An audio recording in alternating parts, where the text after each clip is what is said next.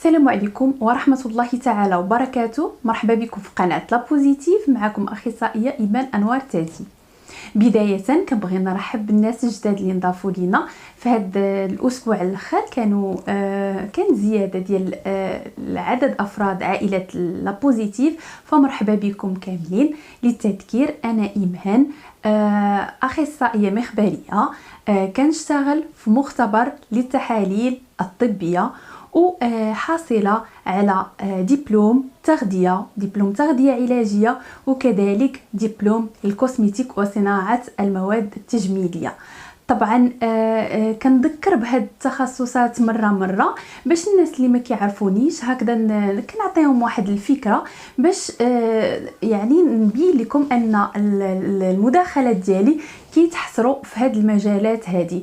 طبعا دائما كنذكركم بانني ماشي طبيبه، هذا لا يقلل من قيمه الشواهد ديالي، لانه كل واحد وعنده تخصصات ديالو، وكل واحد كيفهم في المجال ديالو. في الطبيب كيفهم في المجال ديالو، اخصائي التغذيه ولا اخصائي الكوسميتيك او التحاليل المخبريه كيفهم في المجال ديالو.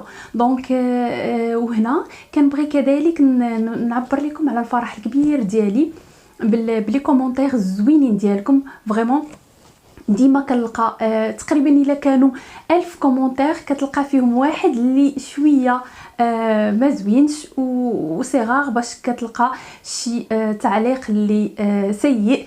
ومن هنا كنقول لكم هاد القناه معموله للاستفاده من بعضياتنا، وقناه نقيه راقيه بكم، طبعا بكم، وغتبقى ان شاء الله كذلك. فمن كان الغرض ديالو التشويش فكينسحب بهدوء، باش كومسا ما نضيعوش الوقت ديال بعضياتنا، وتبقى هاد العائله ان شاء الله مترابطه.